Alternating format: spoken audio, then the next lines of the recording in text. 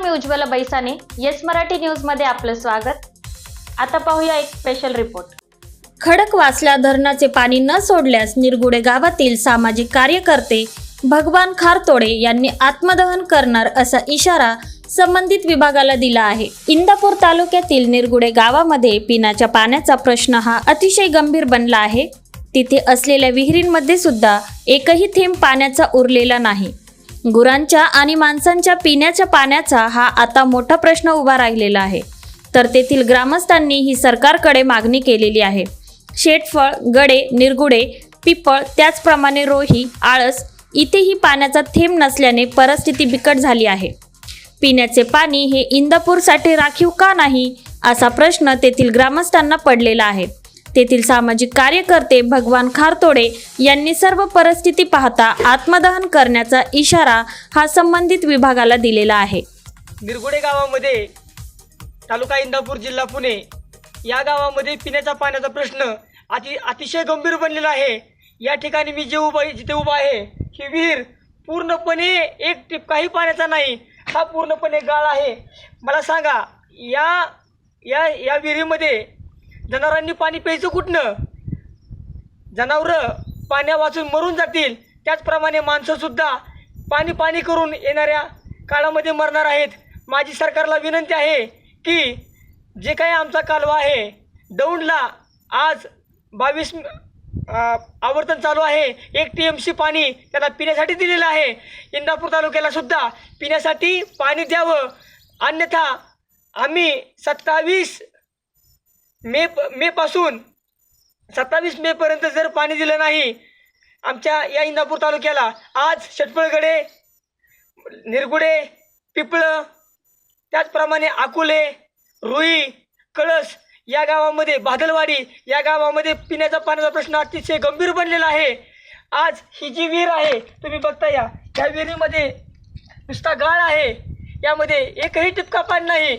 अशी अवस्था जर असेल तर शेतकऱ्यांनी कसं पाणी प्यायचं, तसंच जनावरांनी पाणी कसं प्यायचं? माझी प्रशासनाला विनंती आहे की सरकारने आज दौंड तालुक्यामध्ये पाणी चालू आहे तेच पाणी इंदापूर तालुक्यामध्ये पुढे सोडा. आमचा जो कालवा आहे निरगुडे, शेटफळगडे, आकुले, त्याचप्रमाणे कळस, रुई, बादलवाडी या गावांना पिण्याचा पाण्याचा प्रश्न मिटणार आहे. माझी प्रशासनाला विनंती आहे की यामध्ये दखल घ्यावी. पूनम भगवान खारतोडे, गाव निरगुडे, गट नंबर 72. हां, आमची नोंद नाही ऊसाची सातबाऱ्यावरती. शेतामध्ये ऊस आहे. शेतामध्ये ऊस आहे, त्याची नोंद नाही, पण आम्हाला त्याचा लाभ काय जो दुष्काळ निधीचा लाभ आहे त्याच्यामध्ये पीक पाण्याची अट काय घातली? पीक पाण्याची अट का ते त्यांनी नोंद सातबाऱ्यावर नोंद आवश्यक आहे. नोंद आवश्यक पाहिजे. तुमची नोंद आहे का? नोंद नाही. पण हा तुमच्या ऊस जळाला आहे. हो, ऊस जळाला आहे. किती एकर ऊस आहे हा? 2 एकर ऊस जळाला आहे का? हो. हा सगळा ऊस तुमचाच आहे का? हो. तुमची काय विनंती प्रशासनाला? प्रशासनाला आमची विनंती की आम्ही खर्च काय केला आहे का त्यातनं आम्हाला थोडंफार तरी द्यावं अशी आमची विनंती. निदान 20,000 तरी एकरी द्यावा. आज ऊसाला खर्च किती आहे? आज ऊसाला एकरी 50,000 रुपये खर्च होतो. हो का? हो. आज तुम्ही जी ड्रीप टाकली ती कुठून आणली? ही ट्रिप आम्ही बारामतीवरून आणली. त्याचे पैसे अजून दिलेलं नाहीत. हो का? हो. म्हणजे तुम्ही ड्रीप टाकली ऊसाला, हो. ऊस तुम्ही इथपर्यंत. मी पूनम भगवान खारतोडे, गाव निरगुडे, 31/5ला जो माझ्या पतीने निर्णय घेतलेला आहे तो आम्ही सुद्धा तिथे शेटफळगडे जाऊन आम्ही सुद्धा आत्मदहन करणार आहोत. मी सुखबाई बापू खारतोडे. माझ्या पोराला जर काय झालं तर शेटफळला येऊन मी आत्मदहन करणार. मी बापू खारतोडे. माझ्या भगवानला माझ्या पोराला काय झालं तर शेटफळ येऊन आत्मदहन मी करणार. माझं रुद्रप्रताप भगवान खारतोडे. माझ्या पप्पाला काय झालं तर आम्ही बोला, तुझं नाव सांग. प्रताप भगवान खारतोडे. आमच्या पप्पाला काय झालं तर आम्ही बी आत्मदहन करणार. आपण सर्व शेतकरी जमलो आहोत. यामध्ये आपलं हक्काचं पाणी आणि हक्काचं पाणी मिळालंच पाहिजे ह्याच्यावर जमलं जातात. आणि ते पाणी आणण्यासाठी माझी काहीही तयारी आहे. बरोबर का? मी कुठल्याही शेवटच्या टोकापर्यंत जायला तयार आहे, म्हणून मी शेवटचं टोक निवडलं आत्मदहनाचं. मग साहेबांनी सांगितलं आम्हाला की आपल्याला 31 तारखेला 11 वाजता रस्ता रोको करायचा आहे. चांगला निर्णय आहे. पण तिथं गेल्यानंतर शांततेमध्ये रस्ता रोको करायचा. आचारसंहिता कुठलाही भंग होऊन द्यायचा नाही. कोण उठवायचं हे बघायचं. मी माझं पत्र आमचे माजी आमदार हर्षवर्धन पाटला साहेबांनाही पाठवलं आहे, दत्ता मामा भरणीलाही पाठवलं आहे. तुम्ही दोघांनी तिथं रस्ता रोको करायला या, माझी विनंती केली आहे. म्हणजे कुठला पक्ष नाही, पाहण्यासाठी तुम्ही एकत्र या उद्देशाने मी त्यांना बोललेलो आहे. माझी विनंती आहे की तुम्ही सर्वांनी तिथे यावं. तिथं आल्यानंतर आपण रस्ता रोको करू. जर तिथं नंतर शांत डोक्याने आपण विचार करू काय होतंय काय नाही होत. तिथून आपण ठरल्याप्रमाणे जर तिथं निर्णय झाला नाही तर जिथं पाणी चालू आहे तिथं जाऊ. दौंडला पाणी चालू या. आतापर्यंत पाणी खडकवासला ते दौंड 129 किलोमीटरचं अंतर आहे. आपल्याला 202 किलोमीटर आहे. राहिलं 72-73 किलोमीटर. ह्यांनी असा उल्लेख केला या पत्रामध्ये, मला जे पत्र दिले की हे पाणी दौंडपर्यंत राखीव ठेवलं आहे. बघा पहिला मुद्दा, हे पाणी पुणे शहर आणि पुणे ग्रामीणला राखून ठेवलं आहे. मग इंदापूरला का नाही? पिण्याचं पाणी इंदापूरला राखीव का नाही? हा प्रश्न, हा मुद्दा इथून पुढे लावून धरायचा की आज जे जमलंय ते उद्या झालं पाहिजे. जसं राखीव पाणी पुण्याला, तसं राखीव पाणी दौंडला, राखीव पाणी इंदापूरला. पिण्याचं भेदभाव झाला नाही पाहिजे कुठला. आपल्या हक्काचं पाणी दुसरं आवर्तन ठरलं होतं. 14 तारखेला आवर्तन सुटलं, 14/3ला जानेवारी फेब्रुवारी मार्च. बंद झालं 10/4ला, एप्रिल 10/4ला. पाणी आलं किती? 0.86 TMC, म्हणजे 1 TMC बी नाही. त्यामध्ये आपली शेती भागली.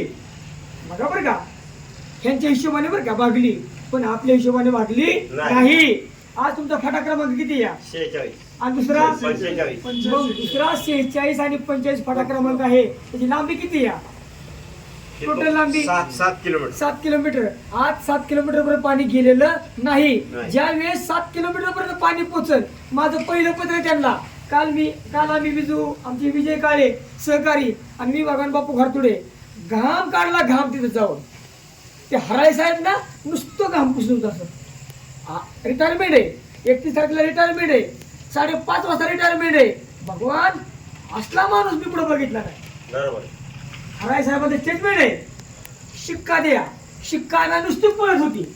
भोसले साहेबाला फोन केला, कुठे आहे? पुण्याला आहे. इथं कोण आहे? मी ज्यावेळेस तिथे गेलतो फक्त 1 शिपाई होता. पण मी गेल्यानंतर 5 मिनिटांमध्ये अधिकारी वर्ग जमाच झाले, क्लर्क आले.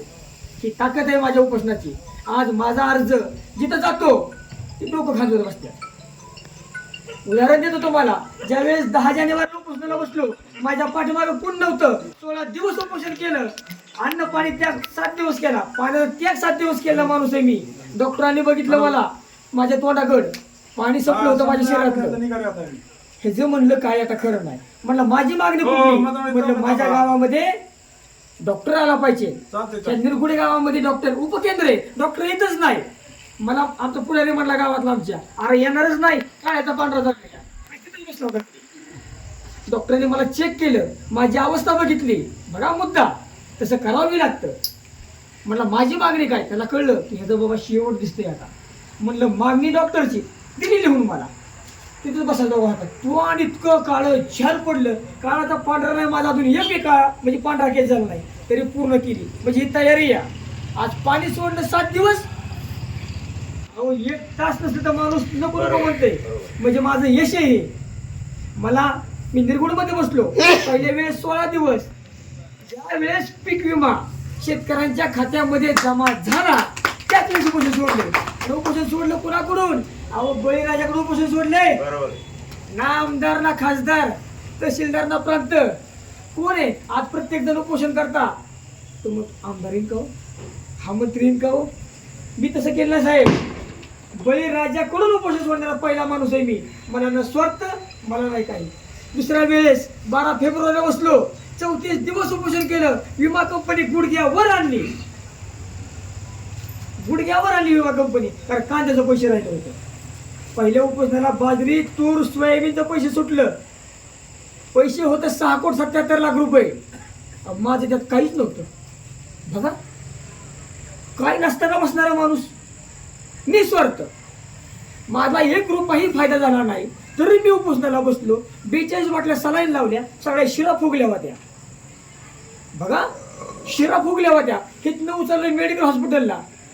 आज हा माणूस आहे म्हणून वाचलो, का तर ससूनला होतं माझी उचलपट्टी, का तर हा मेंटली येड आहे.